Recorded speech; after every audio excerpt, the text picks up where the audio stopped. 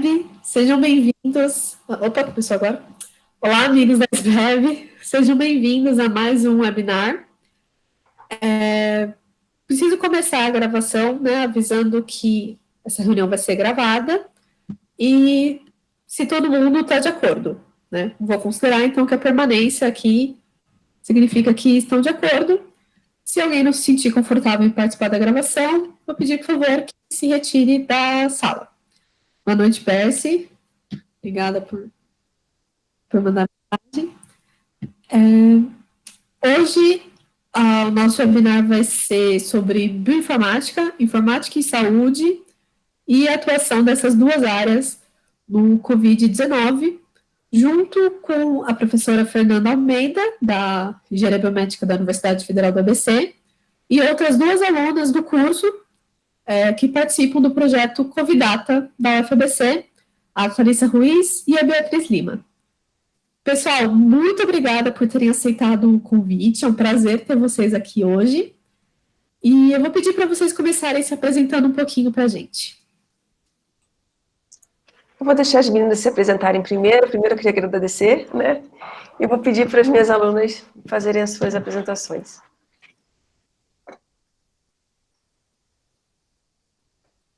Em ordem alfabética, B? Então vamos lá, em ordem alfabética. Oi, gente, eu sou a Beatriz Lima, eu sou aluna de Engenharia Biomédica da UFABC. Eu sou apaixonada por inovação médica e cirurgias desde que eu sou bem criancinha. Meu pai já era do ramo da saúde. E quando eu entrei na UFABC, apesar de não ter entrado direto para Engenharia Biomédica, acabei me apaixonando. E hoje em dia eu busco melhorar a qualidade de vida e bem-estar das pessoas ao redor do mundo e por onde eu posso, através da Engenharia Biomédica. E a gente está contando com a Fernanda e o projeto Covidata para isso. Boa noite, gente. Gostaria primeiro de agradecer o espaço aqui para a Amanda, para a SBEB. Eu sou a Clarissa Ruiz, também faço parte aí do Covidata. Acho que bem parecido com a B, eu sou bastante apaixonada pela área de saúde desde muito nova. Acho que desde antes de saber exatamente que era uma profissão, sabia que eu queria atuar ajudando as pessoas, ajudando em saúde. Hoje em dia eu estudo na UFBC, faço engenharia biomédica também, e sou trainee já na área de saúde, e estou seguindo agora pela área de informática em saúde também, né, Fernanda? Inspirada pela Fernanda. Obrigada. Bem, como a Amanda já falou, né, eu sou professora da UFABC, do curso de Engenharia Biomédica, mas também ministro aulas para o curso de Biotecnologia da UFBC. Sou formada em Biologia, com ênfase em Biomedicina, para quem, né, acha que essas coisas não são possíveis. Tenho mestrado e doutorado em Bioinformática, na área de análise de dados, bancos de dados e proveniência de dados, né? Sou colaboradora de pesquisa da Embrapa Gado de Leite. As Embrapas, elas têm nome, não é só Embrapa, tem uma Embrapa Gado de Leite, muito boa, por sinal, gosto muito. Já trabalhei em projetos no Hospital das Clínicas de São Paulo, e agora a gente está aqui montando esse projeto, né, o Covidata, montando não, já está montado, né, e aí a gente tem alguns alunos participando, e eu trouxe aqui a Clarissa e a Beatriz, uma das primeiras participantes do projeto, né, que a gente pode chamar das idealizadoras do projeto, para uma fraçãozinha do pessoal que está trabalhando com a gente para falar um pouquinho do que é o Covidata e dessas áreas para vocês. Obrigada, pessoal, pela introdução. Muito legal ver os diferentes perfis, né, que integram a engenharia biomédica na UFABC e que integram esse projeto. Só para explicar, vou manter minha câmera desligada para não afetar a internet e a qualidade da gravação. Eu queria começar perguntando, porque quando eu conversei com a professora Fernanda sobre essa apresentação, ela me falou que tinham duas áreas envolvidas, né? A bioinformática e a informática em saúde. Então, a minha primeira pergunta é, o que diferencia essas duas áreas? Onde fica o limite, ou se são áreas completamente diferentes, que realmente não tem intersecção? Então, o que é bioinformática e o que é informática em saúde? Bem, tem gente que acha que tem diferença. eu já não vejo diferença. Na verdade, eu vejo uma área nasceu da outra, né? A bioinformática, ela nasceu em 1970, década de 70.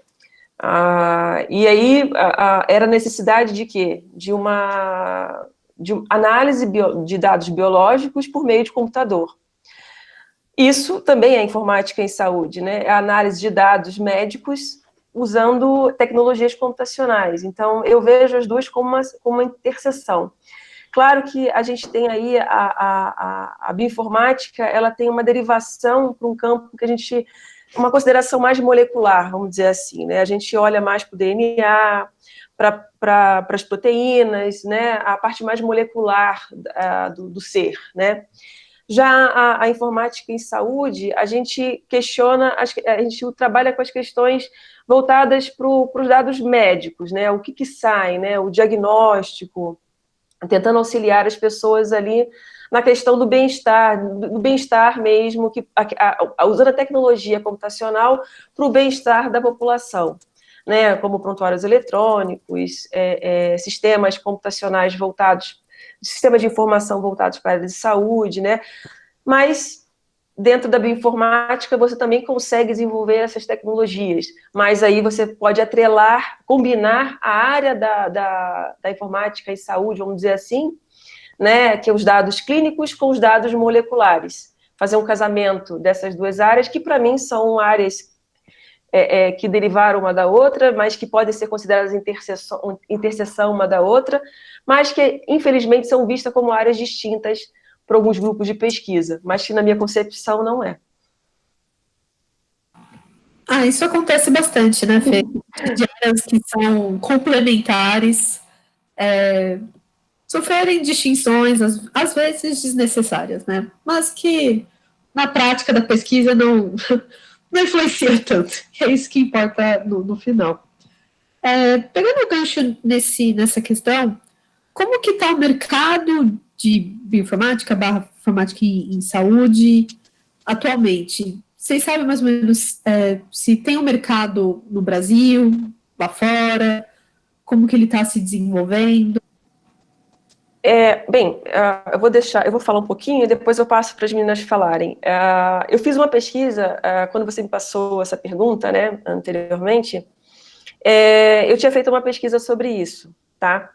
Sobre bioinformática, eu posso falar para você que, como eu atuo majoritariamente na bioinformática, né, eu venho de uma linha de construção de conhecimento em cima da área de bioinformática, a gente tem muito campo de trabalho na área de bioinformática. Eu faço parte de um grupo de pesquisa onde a gente tem composição de vários pesquisadores brasileiros, nacionais e internacionais, né, de lista de discussão. E a gente recebe diariamente propostas de emprego. Assim, pessoas querendo que a gente divulgue propostas de emprego dentro do Brasil e principalmente fora do Brasil.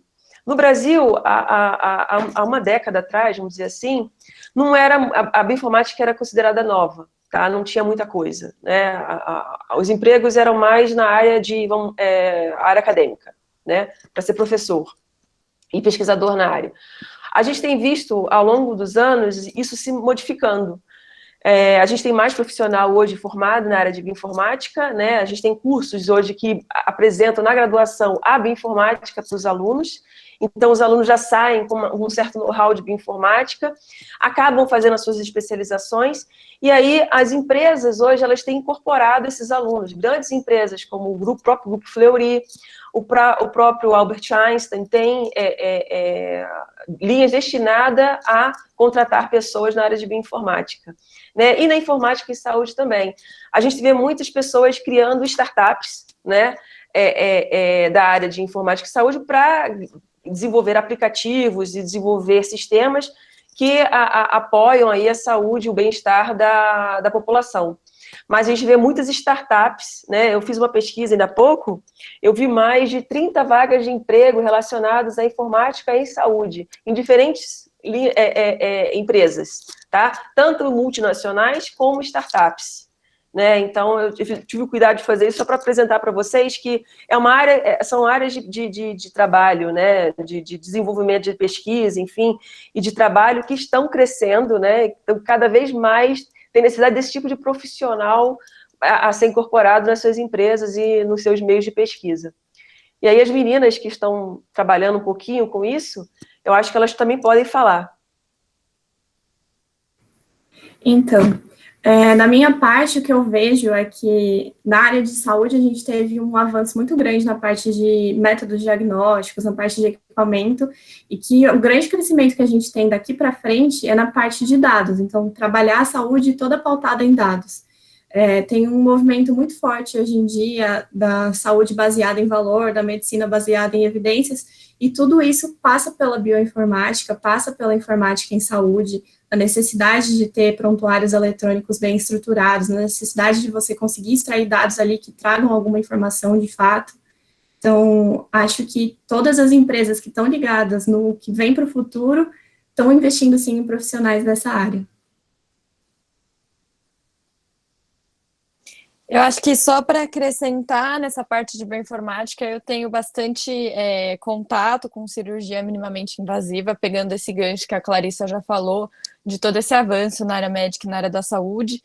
E mesmo nessa área de cirurgia minimamente invasiva, que a gente já considera uma área avançada, eles estão fazendo uso de bioinformática e de informática relacionada à saúde, especialmente para fluorescência e especialmente para realmente auxiliar o cirurgião durante a cirurgia, não só na parte de prontuário ou de você guardar e manter a segurança dos dados de um paciente, mas ali mesmo, quando você tem um paciente na sua frente, você trabalhar toda essa parte de bioinformática e análise de dados para um equipamento que o cirurgião já vai ter que usar, já te apontar, olha, tem alguma coisa que não está legal, olha, você está escolhendo isso, mas talvez aquilo ali seja um pouco melhor.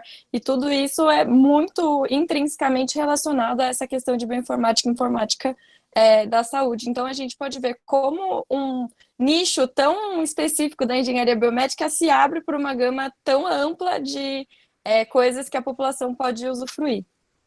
E aí, só complementando a B também, para terminar aqui a resposta, acho que não quando a gente fala só num procedimento ou numa cirurgia que está acontecendo, ou num exame que está sendo feito, mas também na parte de gestão do paciente, na eficiência da cadeia de saúde, na eficiência, até a gente pensando na aplicação disso para o SUS, seria muito melhor para todo mundo se a gente pudesse pegar o que a gente já tem de bom, que é a parte de atenção primária à saúde, e deixar esse paciente o mais saudável possível na cadeia de saúde como um todo. E os dados estão aí para ajudar por completo. Acho que o que a gente tinha comentado um pouco antes da interdisciplinaridade da engenharia biomédica, da gente conseguir conversar com várias áreas ao mesmo tempo, nos permite trabalhar nesse enfoque. Joia, pessoal, nossa, muito, muito legal ver isso, porque uma coisa que eu percebo é que termos da informática, termos da ciência da computação e tecnologias, elas vão começando a ser incorporadas na engenharia biomédica também, né? Então, como a Beatriz falou, como tornar os equipamentos mais user-friendly para os médicos, para os clínicos, e como a Clarice falou, como tornar o SUS mais user-friendly também para os próprios pacientes, né? Sim. A gente sabe que um dos desafios para uma maior integração do SUS está nos dados, né? Está no correto tratamento dos dados que o SUS possui. Aí eu também queria perguntar, pegando assim, mesmo com o que vocês comentaram agora, e com o que a Fernanda falou de startups, como que está a parte mobile, né? A parte de criação de aplicativos relacionados à saúde, como que a bioinformática conversa com essa área? Porque eu lembro que ano passado eu estava fazendo também um levantamento de health techs, e eu lembro que tinha muitas health techs de aplicativos, principalmente na incubadora de Ribeirão Preto, né? Tem uma incubadora na USP de Ribeirão Preto, que incuba bastante startups da área de medicina e saúde, e eu queria saber como que vocês veem essa parte de mobile e aplicativos. Bem, a gente ainda não produziu, né, na verdade, por enquanto, né, depois a gente vai falar sobre isso, deixa pensando nos próximos capítulos, é uma tecnologia voltada, né, para mobile. Mas eu vejo que teve um boom há um tempo atrás, né, desenvolvimento de tecnologias para mobile, aplicativos relacionados à captação de dados de saúde de diferentes tipos, de educação física, principalmente, né? Eu mesma cheguei a trabalhar no início de um projeto de captação de dados de mulheres grávidas, né? Para aquele dado ser passado para o médico, né? Fazer uma consulta virtual, não uma consulta virtual, mas que a grávida pudesse ali passar alguns questionamentos, responder alguns questionários que desse o retorno do sintoma, da sintomatologia dela com o seu médico pudesse ter um contato mais próximo. Mas isso foi em 2016, 2017, se eu não me engano, né? A coisa não andou muito, né? Estava na época da questão da tecnologia mobile, o boom disso, né?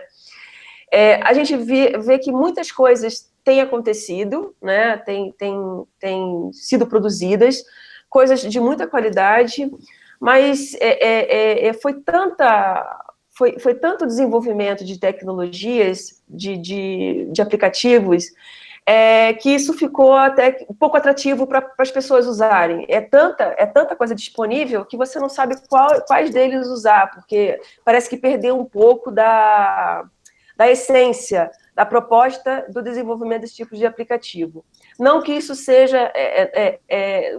tenha caído em desmerecimento, vamos dizer assim, mas eu acho que é por causa da banalização das startups, querendo ganhar um lucro em torno dessa situação e não entregar para as pessoas um retorno que realmente valesse a pena.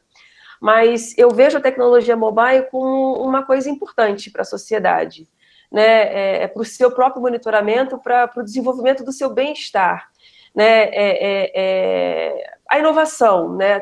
Trazer a inovação, trazer a pesquisa que é feita dentro das universidades para dentro de casa, fazer com que as pessoas que realmente necessitam desse tipo de um suporte, né, que elas consigam se beneficiar desse tipo de tecnologia. Eu acho que essas tecnologias têm que ser voltadas para isso, né, tem que ser melhores, mais bem estruturadas, né, e buscar aí gestores de diferentes áreas para compor um sistema que seja realmente valoroso e que realmente contribua para essas pessoas poderem usar, né? Não seja mais um no mercado e mais um obsoleto no mercado, né? Eu vejo essa área assim, nesse formato, vamos dizer assim. Não sei se as meninas têm uma opinião diferente, alguma coisa do tipo.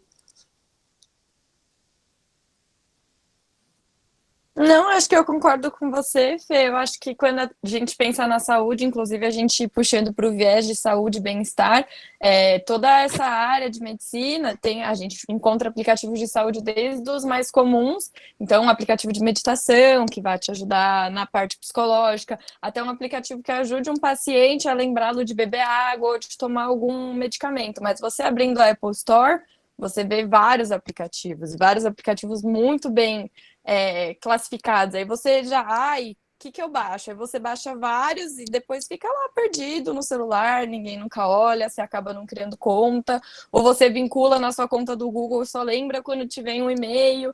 Então, acho que às vezes a gente precisa pensar muito em qual vai ser, isso é uma coisa que a Fernanda, a gente sempre conversa com a gente, qual vai ser a funcionalidade? Como a gente vai mostrar para o nosso usuário essa funcionalidade? É um aplicativo realmente user-friendly? A gente tem uma interface boa? O que a gente quer? Então, às vezes, a gente tentar ser um pouquinho mais direto poderia melhorar essa parte até dos aplicativos. Então, se eu quisesse um aplicativo para me ajudar em uma coisa X, eu teria um aplicativo excelente que me ajudaria nisso, ao invés de vários aplicativos um pouco destrinchados. Concordo com o que foi dito, eu acho que a gente tem muitas opções na mão hoje em dia e outras tantas que vêm surgindo porque enxergam uma oportunidade ali, como a Fernanda falou.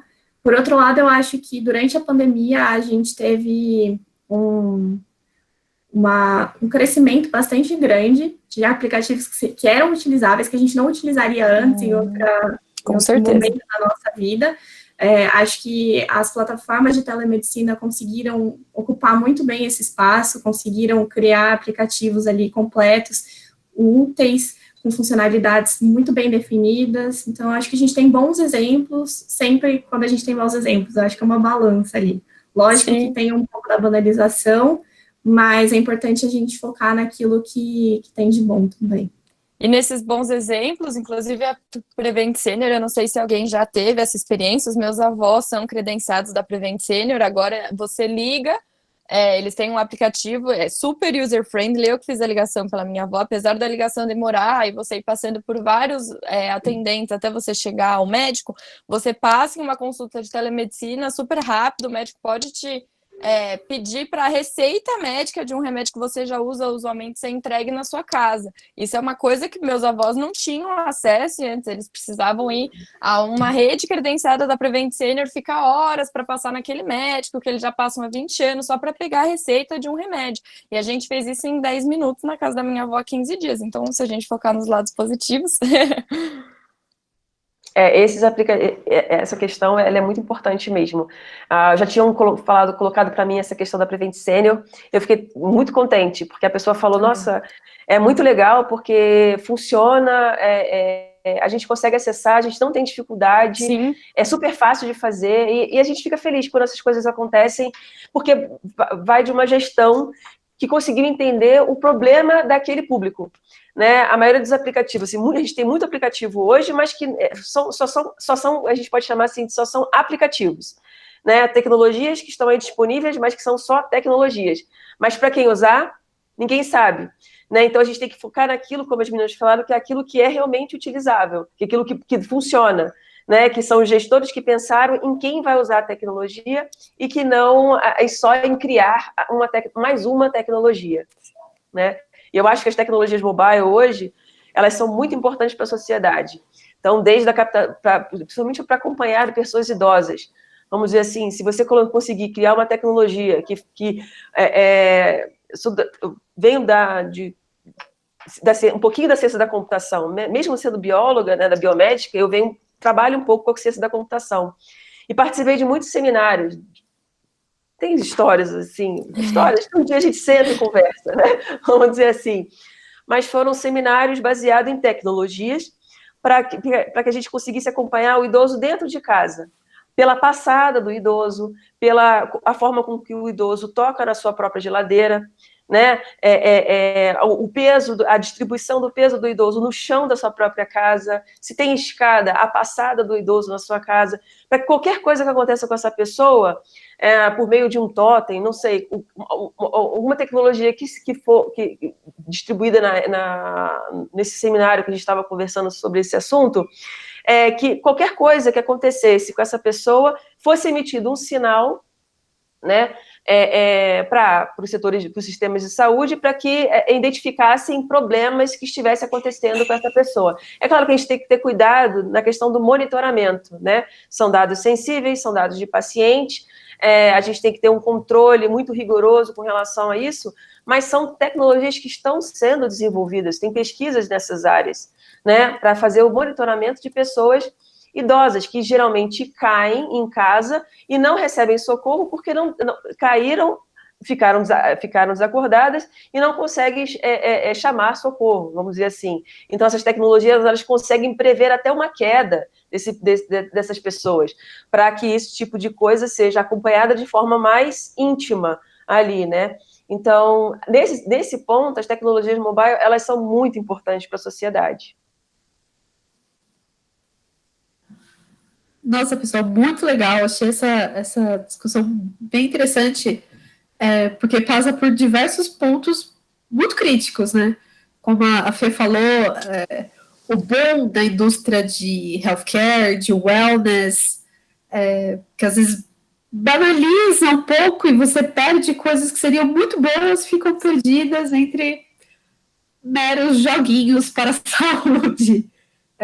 E também essa questão de ética de dados, ética de né, de paciente e ética de acesso à informação, porque a gente sabe que essa questão está tomando um corpo maior agora, né? Uma discussão bem presente na nossa vida e especialmente sensível quando a gente fala de saúde, né, de privacidade do paciente. Muito, muito legal. Mas passando agora para uma pergunta um pouquinho mais técnica, vamos falar de linguagem de programação. Quais seriam as linguagens de programação mais utilizadas na bioinformática, informática em saúde? Se vocês puderem comentar um pouquinho de quais foram, ou de qual foi a linguagem de programação utilizada no Covidata, porque isso todo mundo quer saber, né? Que linguagem de programação eu preciso aprender? Bem, eu falo assim, linguagem, não sei se eu falei para as meninas se elas já foram minhas alunas, mas linguagem de programação é igual andar de bicicleta. Quando você aprende uma, você consegue pegar todas, né? Cada uma tem a sua peculiaridade. Você anda de bicicleta, você tem que andar de moto depois. Mas o equilíbrio você já tem. Então, se você tem um equilíbrio, você consegue andar de moto, né? A linguagem de programação é a mesma coisa. Você aprendeu em uma, você tem o equilíbrio, você consegue ter a desenvoltura para ir para outras linguagens de programação. Mas se você não quiser ir para outra linguagem de programação, mas você já tem ali a desenvoltura para ler a linguagem de programação, para entender o que aquele código faz, né? Não existe a linguagem de programação A, B ou C que seja melhor do que a outra, né? Existe a linguagem de programação que você se sente confortável em desenvolver o seu trabalho, né? Dentro da bioinformática, eu sou da época do Perl, Pérola mesmo, Perl. Era uma linguagem de programação muito utilizada em bioinformática pela facilidade de mexer com dados a gente chama de dados de strings, né, que são textos, né? Então ela é muito fácil para mexer com texto. E na bioinformática a gente sabe, a gente mexe com texto, DNA é um texto, né? Na minha época, basicamente, majoritariamente Perl. Mas, à medida que os anos foram evoluindo e as linguagens foram evoluindo junto com as tecnologias, a gente vê ao desenrolar de outras linguagens de programação. A gente tem Python. Na UFABC, todo mundo gosta do Python, né? Eu sou uma pessoa que eu não sou das mais fãs de Python. Todo mundo aqui, elas vão rir. Eu tava segurando. Sim, pode ser. Eu não sou a mais fã, a pessoa fã de Python. Eu prefiro C ao Python. Mas o Perl ainda é minha linguagem, mãe. Polêmico, hein? Desculpa, preciso fazer uma intervenção aqui que fala que prefere ser a Python. Não tem problema, eu prefiro ser o Python. A gente tem Java, então dentro da bioinformática hoje, a gente tem o Perl, ele ficou aí um pouquinho, vamos dizer assim, obsoleto, mas ainda tem a questão a moda antiga, vamos dizer assim, que gostam de usar o Perl, porque muitos programas da bioinformática anteriores, né, antigos, foram desenvolvidos em Perl, então você precisa ter alguém que conheça minimamente a linguagem. A gente tem o próprio Python hoje, que tem uma migração para o Python, o C, são as linguagens mais robustas que o pessoal continua utilizando, né? Java, também tem umas ressalvas sobre Java, e o próprio Ruby, né? Ela teve um boom muito grande, o Ruby, mas depois teve uma queda para a bioinformática. Dentro voltando agora para o cenário do nosso Covidata, né, a programação utilizada foi o JavaScript, né? Então a gente majoritariamente os meninos, né? A gente tem a nossa equipe, ela é setorizada, né? Somos 14 pessoas da equipe, se eu não me engano. Eu sempre erro por um, sempre somo um, diminuo o outro. Mas eu estou colocando agora, até semana passada eu estava falando 13, mas essa semana eu já aumentei 14, porque eu quero, assim, eu não sei se eu estou errando o número, se eu estou me excluindo, ou se eu estou me acrescentando esse bolo. Mas somos 14, e setorizamos a equipe. Então, a gente tem equipe de desenvolvimento. O Vitor e o Diego e a Bárbara, que infelizmente saiu, foram eles que começaram aí o desenvolvimento do trabalho, e eles escolheram essa linguagem de programação para desenvolver, e ela ficou até agora, e a gente não vai tirar ela do desenvolvimento do aplicativo. É claro que as análises dos dados, elas não são feitas em JavaScript, né? A gente usa outras linguagens, a linguagem R, para fazer a análise de dados, e gerar toda a questão dos dashboards ali, do georreferenciamento. R também é uma linguagem de programação muito legal, gente. Todo mundo vai também. R é muito legal. Eu sou particularmente fã do R. Eu acho ele, assim, subestimado. Não vou entrar no rant a favor do R, mas eu acho o R subestimado, merecia mais amor. Concordo com você, merecia mais amor. Eu sou mais defensora do R. Eu meto pau em todas as linguagens, todas as ferramentas estatísticas prontas. Então, fica aqui publicamente falando que o R é melhor do que qualquer outra ferramenta estatística. As meninas querem comentar alguma coisinha? Vocês tiveram contato com os códigos, com a programação do projeto? Como foi a experiência de ser engenheiras biomédicas de informação, trabalhando com códigos de programação?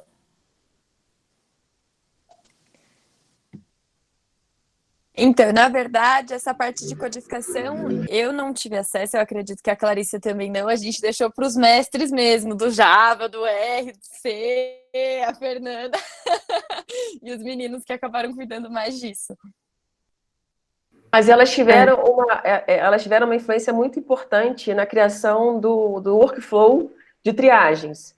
Então, como eu falei, a gente tem a equipe setorizada, então cada um ficou responsável por uma parte do projeto. Então, o coração do projeto ficou na mão dessas duas meninas. Do desenvolvimento da triagem que vocês utilizam hoje aí. Elas fizeram um trabalho hercúleo, né? A gente pode chamar isso de trabalho hercúleo mesmo, porque foi um trabalho muito grande que elas fizeram de captação de artigos científicos da área. Então, eram muitos artigos, todos voláteis. Um dizia que sim, outro dizia que não, as coisas mudavam, era uma coisa assim que saía... Era muita novidade, mas elas entenderam a proposta, fizeram muito bem as pesquisas e montaram esse workflow que hoje é utilizado. Claro que o workflow não é mais simples como era antes, a gente chama de antigamente, há 3 meses atrás. Né? O nosso workflow virou uma coisa assim que se você coloca na parede, você não consegue entender para onde aquilo vai, para onde aquilo vem, mas foram elas, né, que criaram e que fizeram a proposta inicial do workflow, e que depois isso foi passado na parte de programação, mas a programação, ela lê o workflow, ela entra e sai, então tem toda uma programação, e aí a programação delas, da mentalização, do segmento, né, da triagem, de como a pessoa tem que seguir a triagem, essa é uma programação textual, mas é um tipo de programação também, tem a lógica envolvida na triagem. Com certeza, a revisão bibliográfica já é um negócio difícil de fazer. Uma bibliografia que está completamente diferente de um dia para o outro é um trabalho, assim, muito, muito difícil. Então, parabéns para vocês. Obrigada. Não foi só a gente contou com a validação de muito médico, a Fernanda também tinha contato no Brasil, eu tinha alguns na Europa, e teve uma época que o pessoal do Brasil falava uma coisa, o pessoal da Europa falava outra, a gente falava, meu Deus, e agora? Por algumas semanas, para entrar em consenso. Não dá mais. Eu lembro que saiu logo no começo da pandemia, né? Eu acompanhei, assim, o lançamento do projeto, foi logo no comecinho, então eu imagino que deve ter sido um esforço, assim, de manter o cabelo em pé. Parabéns. Valeu a pena. Valeu, com certeza. Tá valendo. Tá valendo, exatamente. Eu queria que vocês contassem um pouquinho mais do Covidata agora. Como foi a idealização, a implementação, como que o projeto está seguindo agora? Contem pra gente do Covidata, por favor. Vocês querem falar? A gente pode dar a introdução pré-Fernanda. Pode. Você quer que eu fale? Vocês falam? Vocês falam. A gente vai complementando. Posso falar? Então, eu falo? A ideia inicial foi uma iniciativa, como tantas outras iniciativas que tiveram ao redor do Brasil, mas a iniciativa dos estudantes da UFABC de se unir num grupo e começar a discutir possibilidades que a nossa engenharia tinha para ajudar dentro do cenário da pandemia. E aí, dentro dessa iniciativa, a gente começou a se setorizar de acordo com aquilo que a gente tinha maior familiaridade, maior nível de skill mesmo. E aí, um pequeno grupo se reuniu com a intenção de fazer alguma coisa voltada ou para telemedicina ou para informática em saúde. E aí, acho que a nossa iniciativa começou a ganhar corpo, começou a chegar aos ouvidos dos professores, e aí a Fernanda ficou sabendo que a gente tinha algumas iniciativas, entrou no grupo e começou a direcionar um pouco melhor, porque era muita ideia, era muita gente querendo fazer a diferença, e a gente estava um pouco sem direcional, um pouco sem saber por onde seguir. Então, acho que depois que a Fernanda entrou no grupo, a gente conseguiu organizar melhor as ideias, a gente resolveu seguir para essa área de triagem de pessoas suspeitas, e as coisas foram se desenhando aí. A gente estava em um grupinho de 8 pessoas no começo? Era. 8 pessoas no começo. Na verdade, para situar todo mundo, eu brinco às vezes, a Clarissa não gosta, mas eu brinco que ela é minha chefe. Porque eu entrei no Covidata depois dela, então ela entrou um pouco antes de mim. Quando a gente começou essa idealização toda, ainda era março, a situação da pandemia não estava muito grave no Brasil, as pessoas ainda não levavam o coronavírus tão a sério. Eu sentia muito que a gente ainda estava e aí, é um vírus, não é um vírus, a gente vai fazer quarentena, não vai fazer quarentena. E quando estourou mesmo, eu não estava no Brasil, eu estava em uma viagem internacional, eu estava no Japão, eu ia passar uma semana na Europa, a turismo, depois eu ia ficar lá uma semana trabalhando, e eu não consegui descer em Londres. A gente parou no aeroporto, logo na imigração, falaram assim, não pode descer, tá tudo fechado, você não é londrina, você não desce.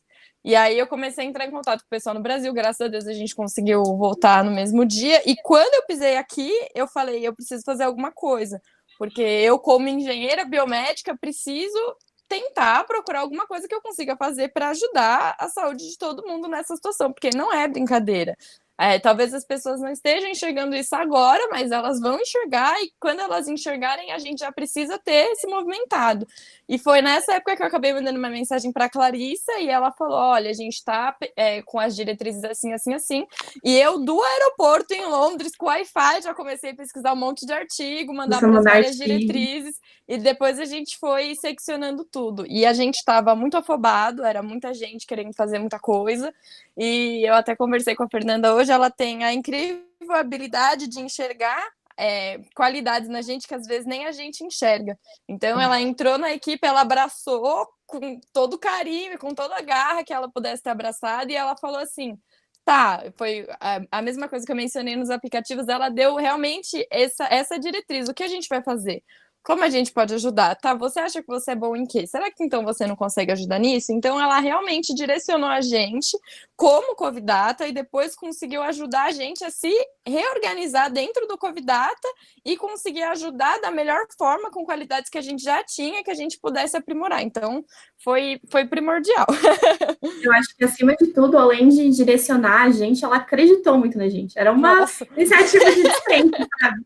Tem gente ali do primeiro ano da engenharia biomédica, a gente nem a gente acreditava fazendo. Exatamente.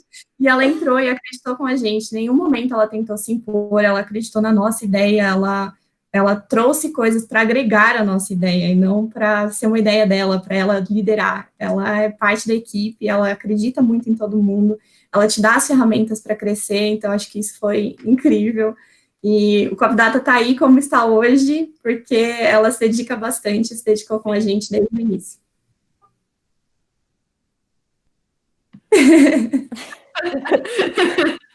Eu acho que eu não preciso falar nada. Eu acho que eu não preciso falar mais nada. Passa para a próxima?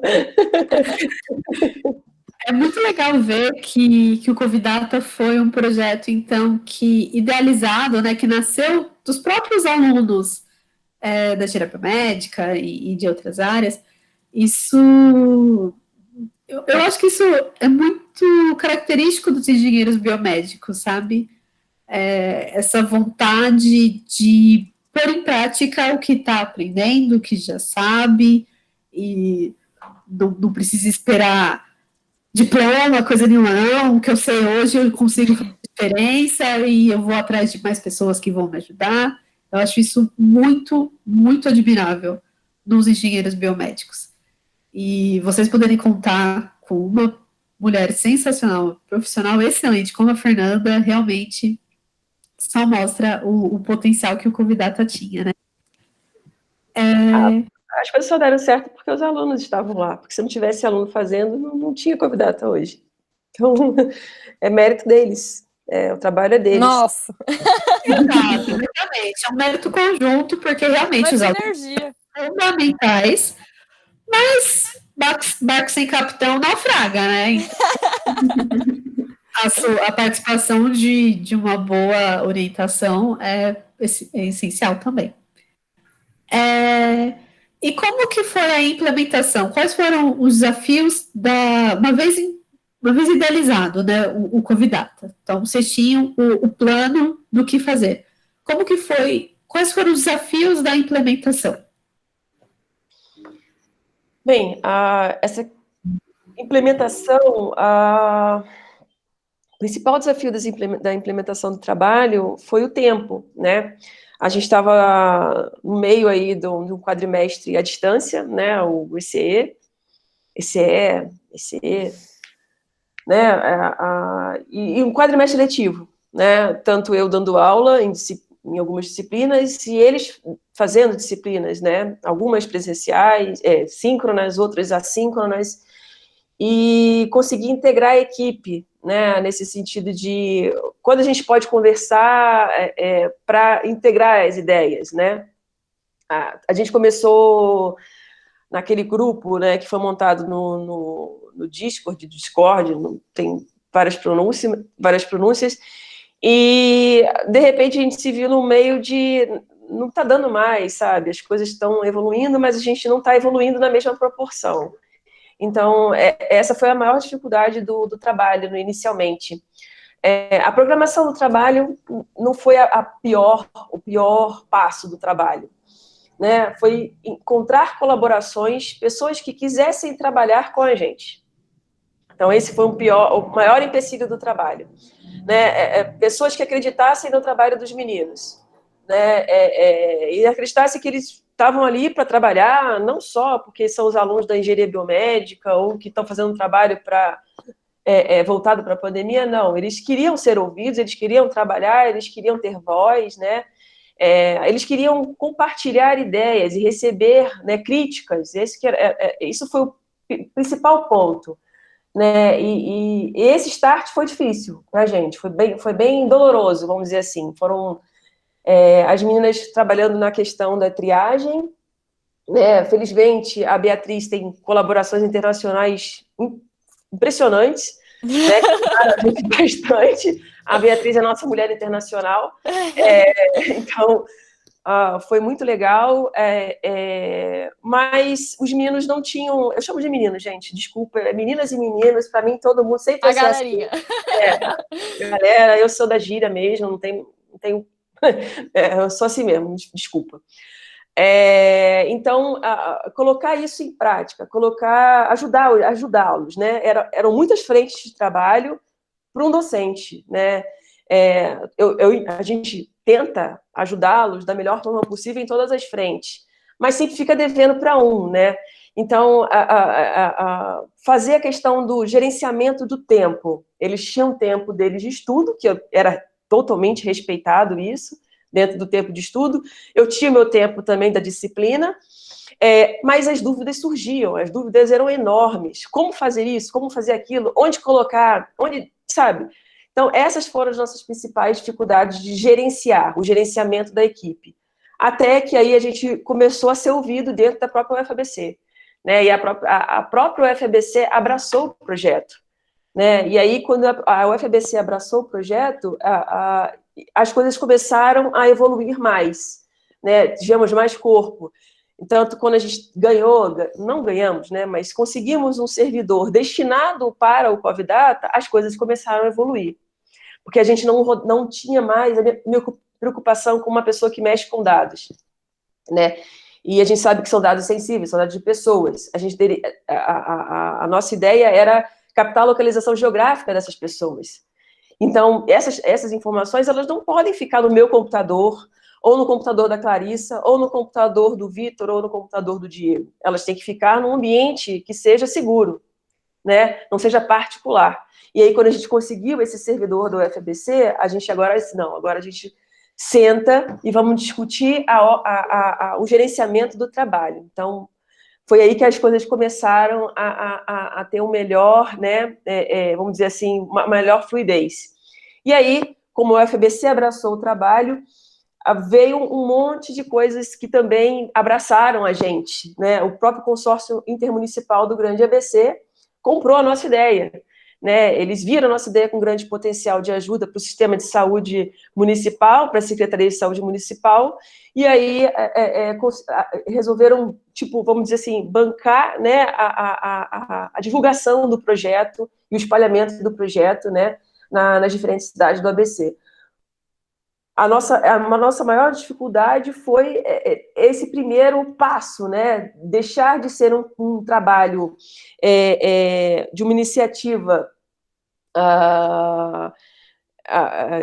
simples, né? E fazer as iniciativas, não, ela não é simples. Os meninos ficaram, mas dá para fazer isso? Dá. Não, mas professora, não dá. Dá, é isso que vocês querem fazer? Vai, aguenta. Eu falava o tempo todo, aguenta. Vocês pediram isso, agora vocês vão ter que aguentar isso. Então, assim, fazer com que o trabalho deles, a iniciativa que foi montada por eles, tivesse voz da proporção que eles merecem. Essa foi a maior dificuldade do trabalho. Mas uma vez que a gente conseguiu ter voz, o trabalho se tornou esse trabalho que vocês veem hoje aí, né? É um trabalho grande, é um trabalho difícil de ser feito. Todo dia a gente mata alguns leões por dia, embora eu não concorde em matar leão, mas a gente, né, figurativamente, a gente fala que mata, mas são vários. São reuniões diárias, é bem difícil, né? Manter o trabalho ativo é uma coisa muito difícil. Mas a equipe cresceu e a equipe é uma equipe motivada, né? É difícil você juntar 13 pessoas dentro de um projeto e todos têm o mesmo objetivo e têm a mesma força de vontade. Isso é muito difícil. E eu tenho sorte, porque eu estou comandando essas pessoas e esses meninos vão longe. Eu falo para eles, eles têm futuro, eles vão longe. Assim, na verdade, a questão não é que só eles têm futuro, todo mundo tem futuro, basta você querer fazer e acreditar no que você faz. Então, quando você acredita, as coisas acontecem. Não tem exemplo melhor da excelência dos nossos alunos, né, dos nossos universitários. A UFABC é um excelente exemplo, mas isso se repete em N outras universidades, né? Que iniciativa e excelentes ideias tá vazando pela universidade, né? Só falta aporte, infraestrutura, isso, né? Se tivesse isso, nossa, não tinha o que parasse. Mas, infelizmente, falta isso.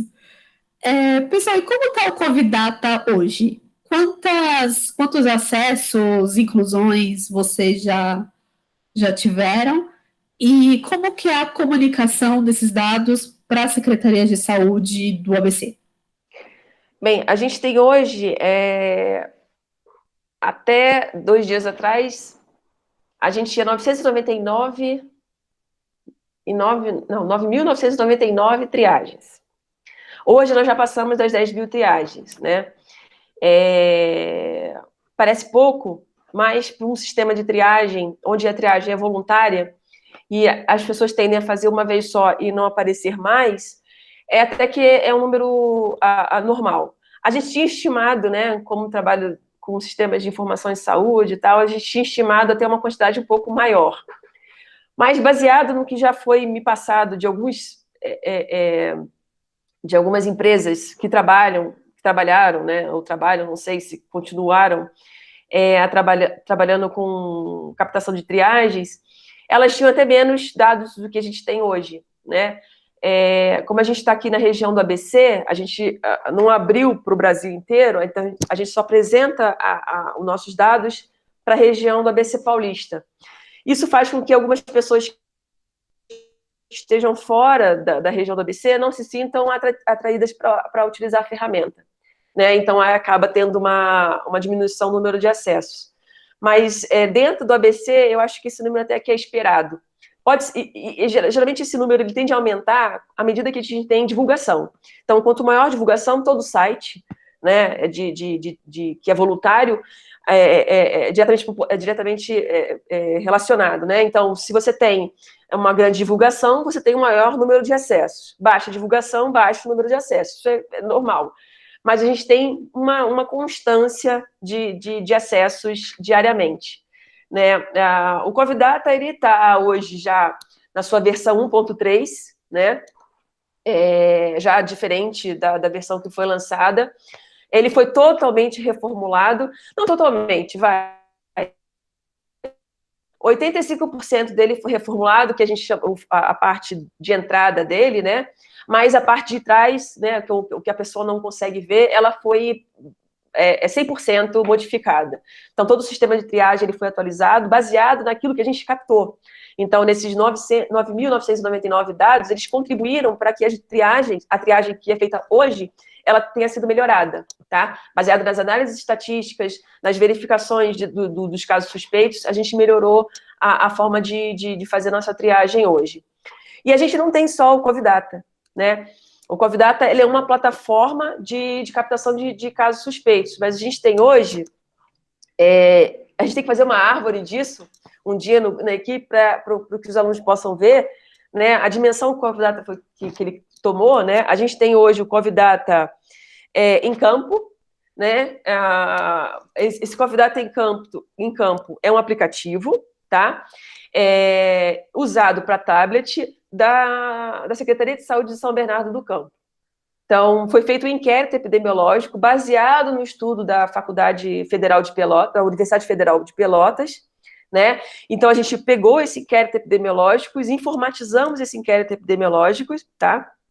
Acrescentamos algumas perguntas dele, incluindo as perguntas do próprio Covidata, né? Esse inquérito epidemiológico é aplicado em munícipes de São Bernardo do Campo, porque lá está sendo feita a testagem de pessoas, né, de grupos específicos de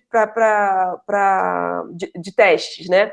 Então, eles vão em selecionam uma parcela da população, aplicam o inquérito epidemiológico diretamente no Covidata e fazem a testagem por meio de teste rápido, né? E isso está gerando algumas métricas importantes para a cidade de São Bernardo do Campo. Então, todo o sistema que era anteriormente feito por papel, que a maioria dos inquéritos epidemiológicos são, né, feitos em papel, a gente conseguiu informatizar e tudo é gerado em planilhas eletrônicas. E também a gente fornece uma análise, né, uma análise estatística para essa secretaria. Então, toda a composição do inquérito epidemiológico é entregue por meio de um relatório, além dos dados brutos, né, a gente entrega para eles, a gente também entrega um relatório com uma anamnese de tudo que aconteceu naquele período do inquérito. Então, esse Covidata em Campo, ele está passando por uma reformulação e está na sua versão 2 já. Né, são 3 ondas que vão ser feitas em São Bernardo do Campo, e agora ele está indo para no caso, o Covidata em Campo teve uma reformulação, e está indo para a sua segunda passada, melhora no sistema. Né? A gente tem, que eu chamo de Covidata Censo, mas é um Covidata, esse nome ainda está prematuro, as meninas sabem que eu gosto de ficar dando nome Covidata para saber qual Covidata que é. Né? O Covidata Censo é o Covidata da própria UFABC. Ele foi solicitado pela reitoria da UFABC, né? Nós estamos criando um sistema de censo da comunidade acadêmica da UFABC que vai ser aplicado para a comunidade acadêmica da UFABC. Então, nós estamos reunindo perguntas, né? A comunidade ela é previamente cadastrada, né? Pelo seu e-mail institucional, a pessoa vai poder entrar no Covidata, responder uma quantidade de perguntas ali, e essas perguntas vão compor, a gente vai ter um diagnóstico da nossa comunidade acadêmica, né? Tanto de docentes, TAs, quanto de alunos, né? A gente está criando agora formas de analisar os terceirizados. Como eles não têm e-mail institucional, a gente tem que tratá-los de uma forma diferente, né, de acesso ao sistema. Né?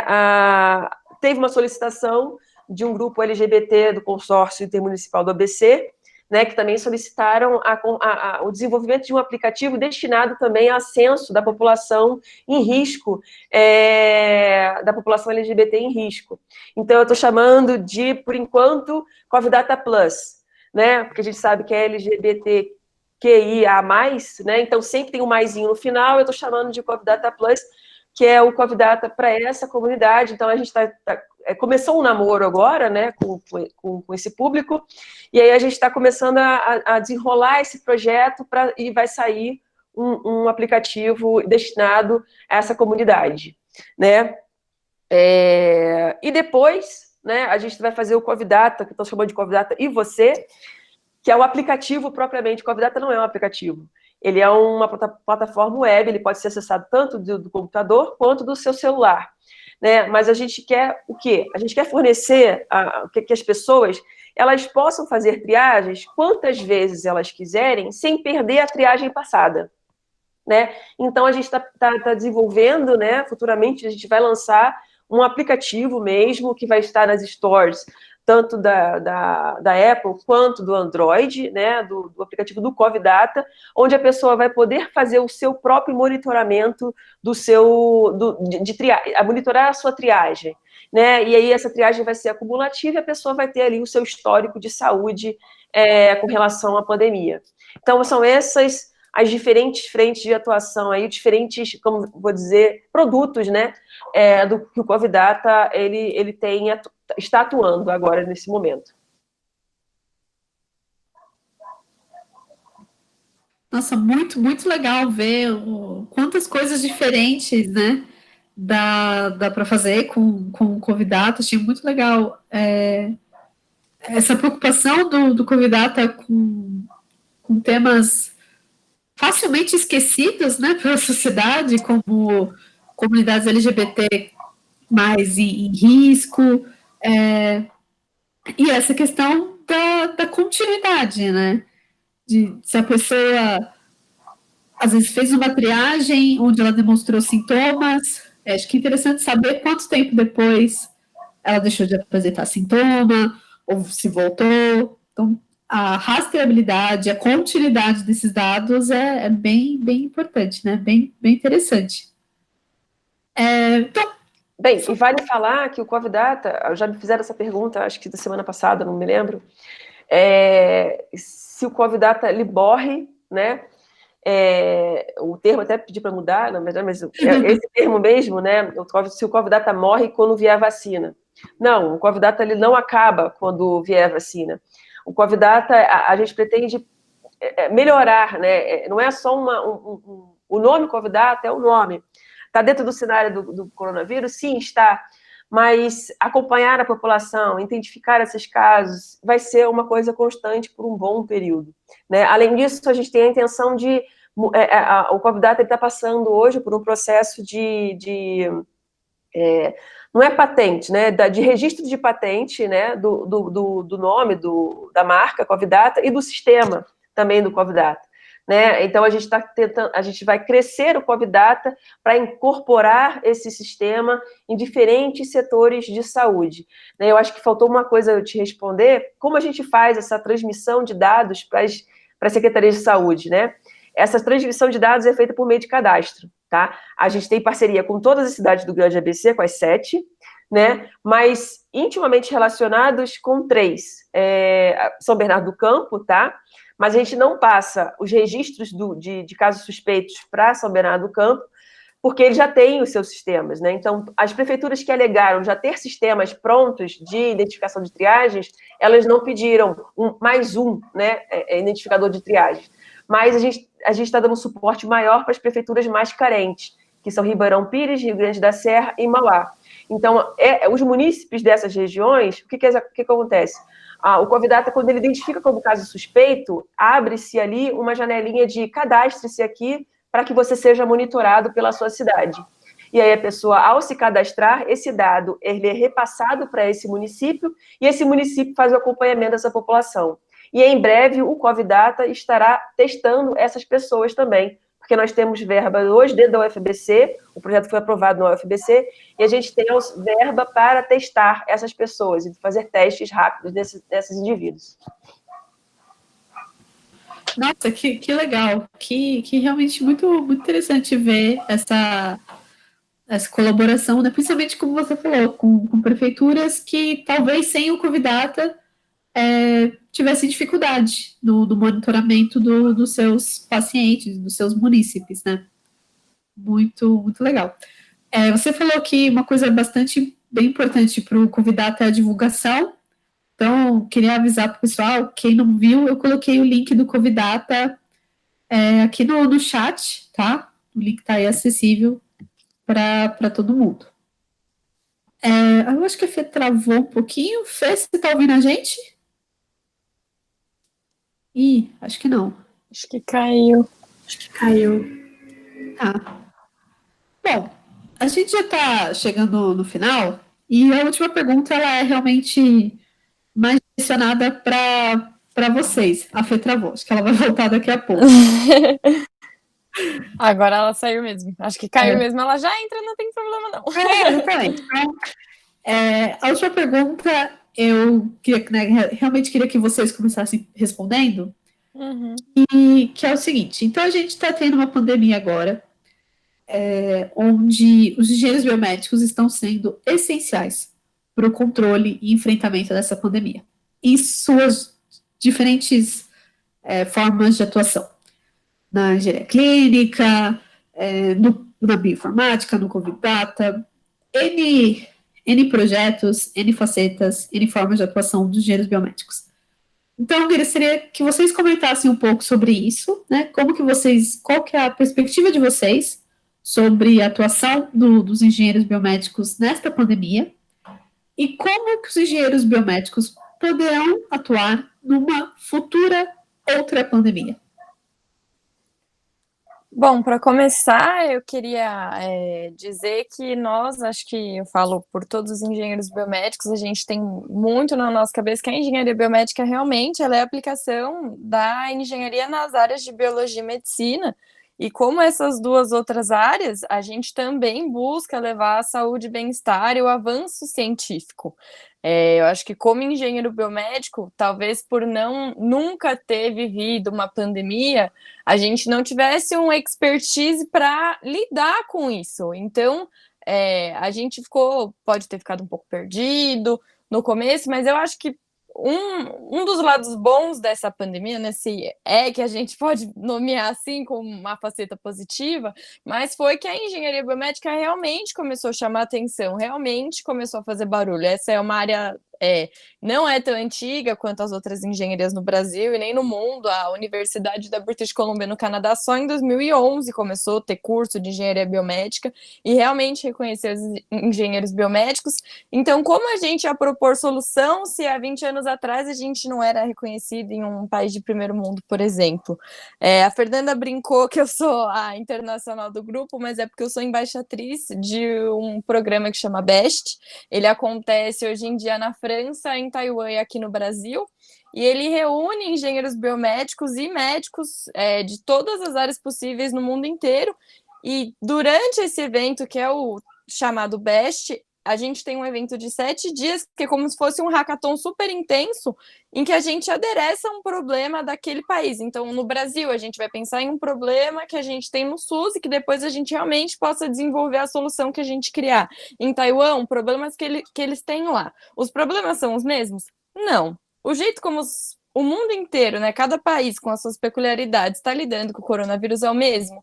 Não. Então, eu acho que agora que os engenheiros biomédicos realmente viram que a gente tem, apesar de não ter um know-how para a situação que a gente está vivendo agora, que é uma pandemia, porque a gente não tinha essa expertise, a gente viu que realmente a gente consegue fazer diferença, que a gente realmente tem força para ir lá, colocar a mão na massa, arregaçar as mangas e ajudar.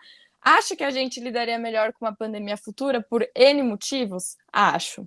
Então, eu acho que realmente se teve um lado bom, muito entre aspas, entre várias aspas, para os engenheiros biomédicos, essa situação toda do coronavírus, a gente pode mencionar essas. Eu acho que do meu lado, apesar da gente não existir formalmente e academicamente há 20 anos atrás, acho que o nosso espaço e a nossa existência já existia há muito tempo, já era crucial há muito tempo. E a pandemia só veio para mostrar isso, deixar isso evidente na cara de todo mundo. Estampadão. Estampado mesmo. Eu acho que muito do processo que a gente teve de construção e idealização do Covidata me abriu os olhos para a quantidade de espaços que a gente tem para ocupar. Como eu disse, tinha milhares ali de iniciativas, tinha gente desenvolvendo parte de esterilização, tinha gente desenvolvendo ventiladores de baixo custo. Então, assim, a gente atua não só em uma área específica, a gente atua em todo o setor de saúde, indireta ou diretamente, na parte de engenharia clínica, na parte de desenvolvimento de novos equipamentos, de tentar tornar a tecnologia mais acessível a países que não têm tanto, não são de primeiro mundo, como a B comentou. Acho que agora a gente só está tendo uma evidência maior para a nossa engenharia biomédica, mas que o nosso espaço e a nossa necessidade nesse ramo sempre existiu.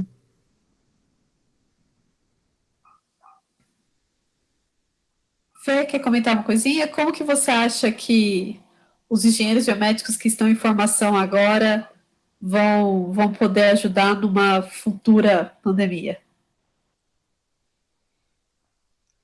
Bem, eu acho que as meninas falaram tudo como a forma como os engenheiros biomédicos eles podem ajudar.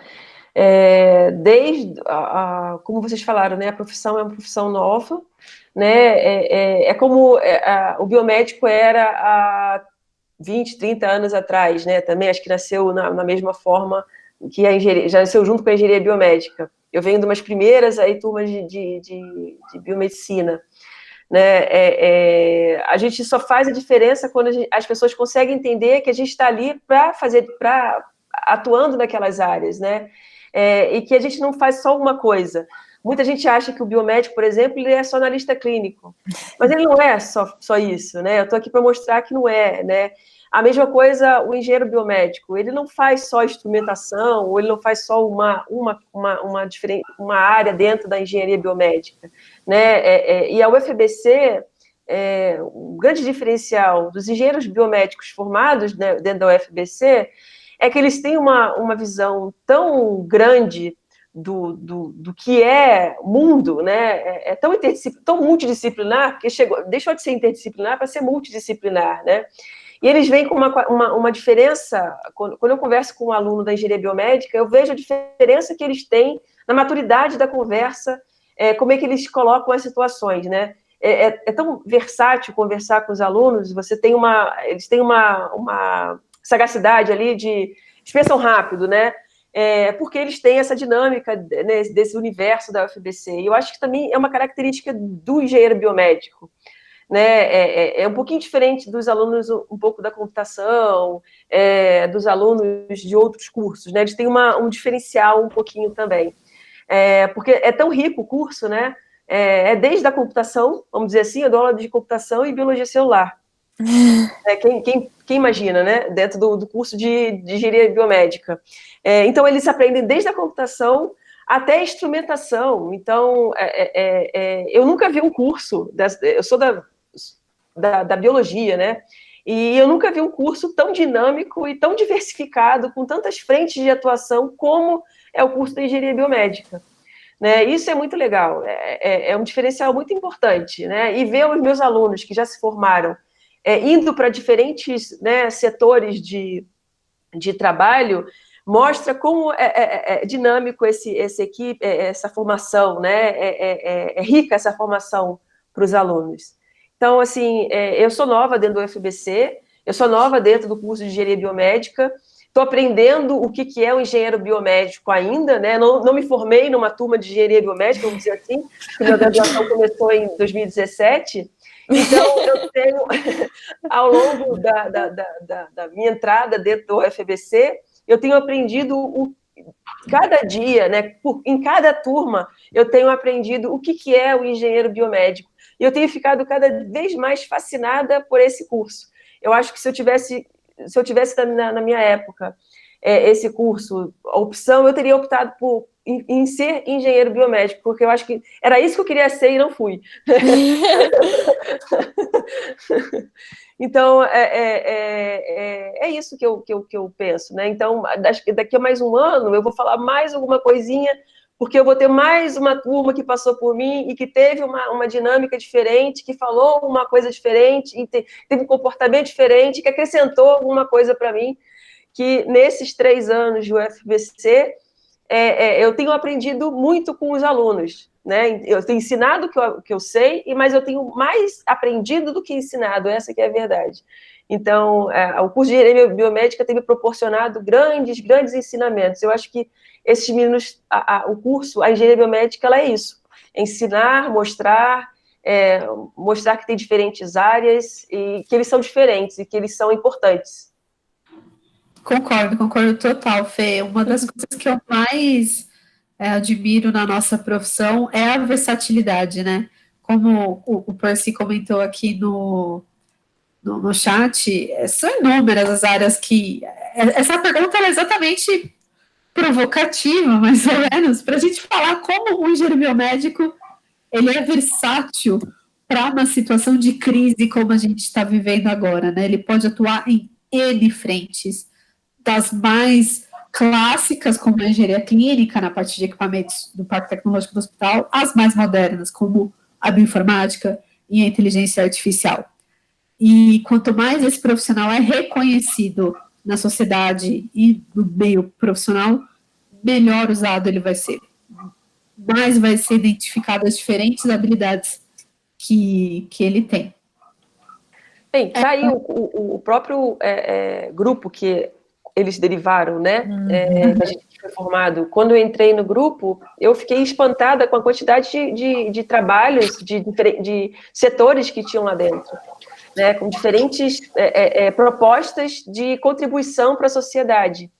Então, pena que a gente não conseguiu, né, levar isso, algumas coisas não foram mais adiante, mas daria para fazer uma coisa muito mais ampla, né, dentro da necessidade de pandemia. E eu acho que é isso, o setor, quando o engenheiro biomédico, quando acontece uma pandemia, quando acontece um problema desse, a gente está aqui para mostrar que a gente consegue fazer, né?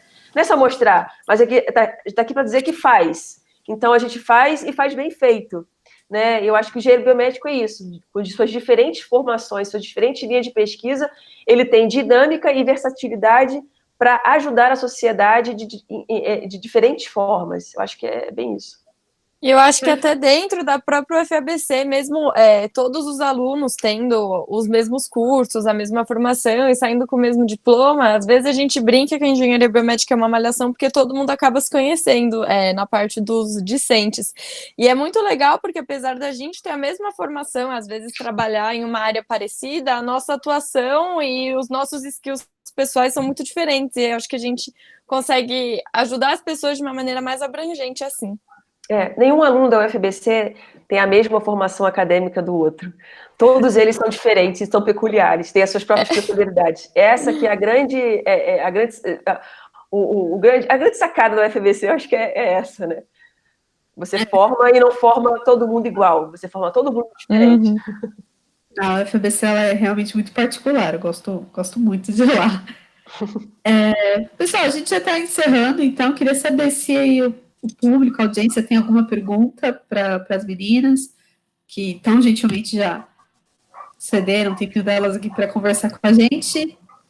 Alguém quer mandar alguma pergunta no chat? Ou quer falar alguma pergunta? Só o Percy pediu que a gente mandasse um abraço à Sônia e ao Hark, então, nosso abraço. Eu também quero que mande um abraço para a Sônia e para o Hark, que são dois queridíssimos. Nossa senhora, tem nem o que falar. Inspirações para a gente também. Senhor, tem nem como explicar a contribuição desses dois, ainda mais a Sônia, que foi minha orientadora na graduação e no mestrado. Eu estou aqui, é culpa da Sônia. A Beatriz... ela pediu para... A Beatriz pediu para a Beatriz... Oi!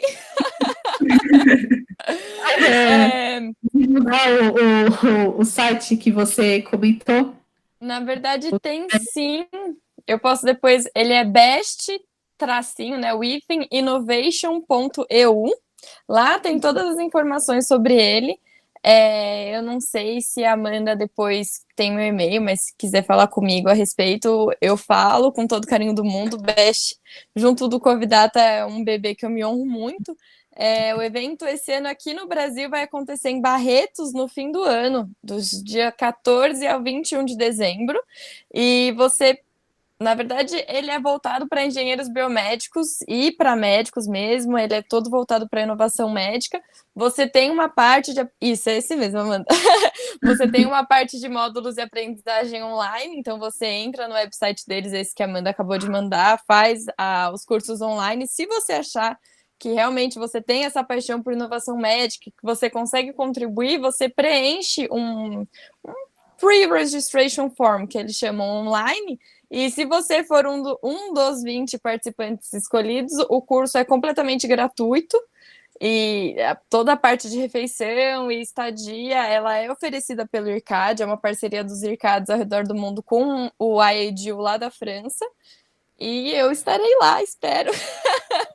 Tomara que você goste e esteja lá também, mas qualquer coisa depois pode entrar em contato comigo. E não, qualquer pessoa da área da saúde, ou para quem não viu o chat, ela perguntou se é só biomédico. Qualquer pessoa da área da saúde, ou eles até abrem para a galera da parte de business. Quem achar mesmo que tem essa paixão e esse amor por inovação médica e quiser tentar aprimorar os seus skills para ajudar a área médica, está incluso. Não tem uma certificação fechada que você precisa ter para se inscrever. É mais a paixão por inovação médica mesmo. Muito, muito bom, muito legal. Obrigada, Beatriz, Imagina! por ter falado, e obrigada, Beatriz, por ter pergunta. Obrigada pela pergunta, Beatriz. Eu lembro, eu conheci uma professora, Percy, da PUC Paraná, né, no CEBEB de 2018, quando estava começando ainda o curso. Muito, muito legal. Divulga assim o grupo, principalmente para eu poder divulgar os próximos webinars para o pessoal aí da PUC Paraná. A PUC é um grupo muito legal. Gosto muito do pessoal da PUC aqui de São Paulo também, da engenharia biomédica. Pessoal, puxa, Percy, desculpa, não vou lembrar agora. Puxa, de verdade. Eu acho que foi a Maureen, mas eu posso estar falando bobagem, porque eu conversei com ela, a gente estava fazendo a divulgação da SBEB Jovem, e a gente conversou um pouquinho, mas vou ficar te devendo isso, desculpa. Mas eu vou entrar em contato com você depois para a gente saber direitinho como que a SBEB Jovem pode auxiliar vocês aí. Mas, pessoal, vou encerrar por aqui, então, a gravação e o webinar dessa quarta.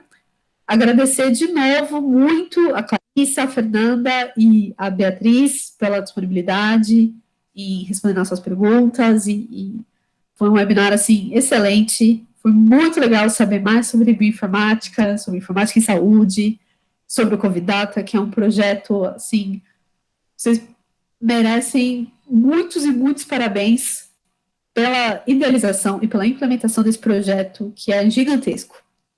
É realmente só um atestado da qualidade do trabalho de vocês. Então, muito obrigada, pessoal. Muito obrigada a todos que assistiram. É sempre um prazer conversar com vocês aqui. E quarta-feira que vem nós temos mais um webinar. Vou divulgar o tema certinho para vocês no canal da SBEB Jovem, como vocês estão acostumados a saber. Para quem não conhece, @SBEB Jovem no Instagram e no Facebook.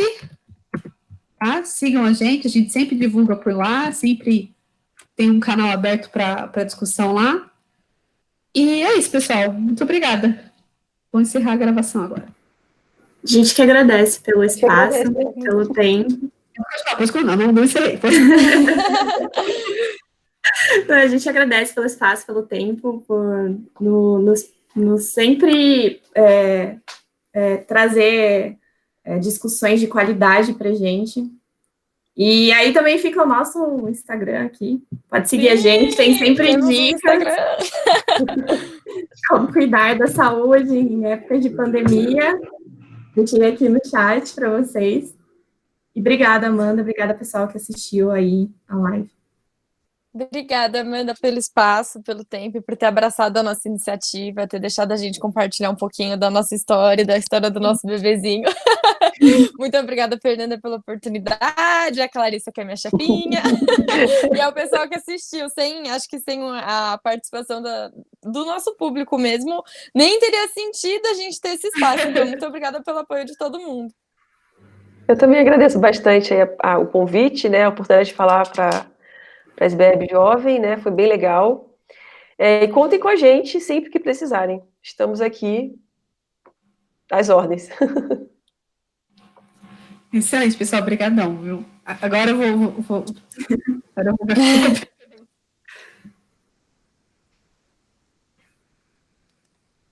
Então, boa noite, pessoal, e obrigada por terem assistido. Tchau, gente. Muito Boa obrigada. noite, gente. Tchau, tchau.